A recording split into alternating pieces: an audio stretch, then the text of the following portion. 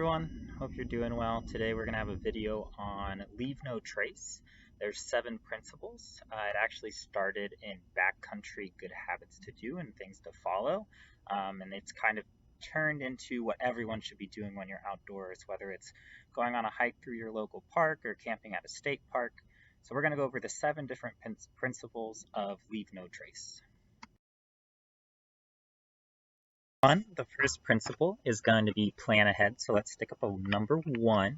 So for plan ahead, you have a 1 up because it's going to be like a pencil or a pen, and you're going to write out your plan. So everyone do that. You can write out your plan. And it's really important that you plan ahead for a couple reasons. The biggest one, though, being safety. You want to make sure you tell someone where you're going, even if you're going with a group, just so people know where you are and how long you should be gone.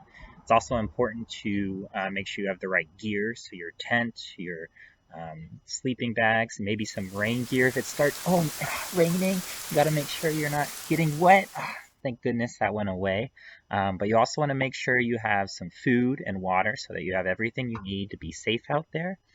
You'll want to make sure you have looked up the weather, so when it did rain, I would have known. And you also want to make sure you have a map. So that's number 1, plan ahead. So the second principle, number 2, you can stick up number 2, is going to be travel and camp on durable surfaces. And our symbol for that is going to be that you're walking. So you flip your number 2 over and you're walking. So you're traveling and camping on durable surfaces. And the goal of this is to make sure that when you're outdoors, you're not damaging the land or the water for the creatures that live there. And so some good habits would be to walk on the durable surfaces. The trails are built there perfectly for that. Some durable surfaces are rocks, sand, gravel. Some not so good surfaces that you want to avoid are going to be like live vegetation. If you're in a desert, you don't want to step in the puddles because there's not too much water. Another important thing is that if you set up your camp, so camping on the durable surface, you want to at least be 200 feet away from water. And that makes it so that animals can go in between you and the water and have access to it. And you're not blocking off their important resource. So number 2, you can do it with me. You're going to walk and camp on durable surfaces.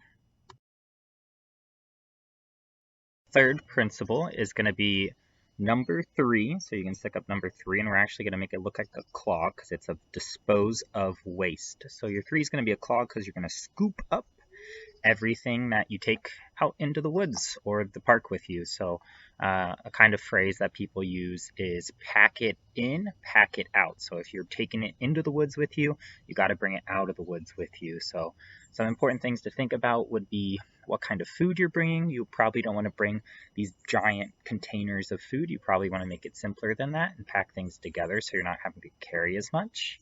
Another thing with the waste is using the bathroom facilities that are at the park if you have one.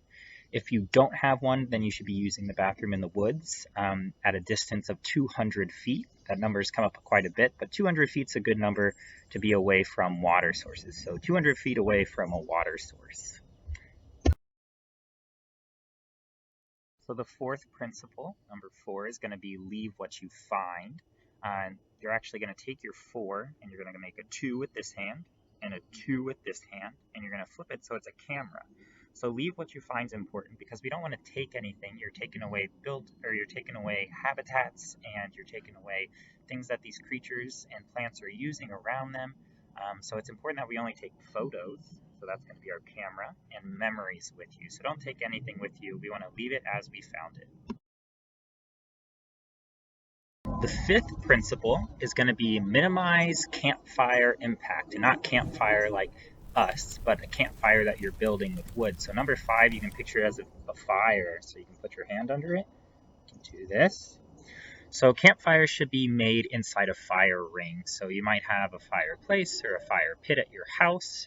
When you're in the woods or you're at a campground, they usually have a fire pit for you. If you're out in the woods, you're backcountry, you should find a clearing and either build a pit with rocks that you can make into a circle, or just make sure you're in a big clearing so that nothing blows away. You should also make sure to try to keep your fires small. I know it's fun sometimes to make a giant fire, but we should try to keep the fire small. And then another important thing with the firewood is that it should only be brown and down. What that means is you should be looking around for sticks and logs that are already on the ground and already look like they're kind of dying, because that's what you will get your best wood with. If you take it off the tree and you grab some like the branches above me, they actually have water in them and they'll smoke a lot, so your fire won't do as well. So number 5, you can do like this, make it a fire.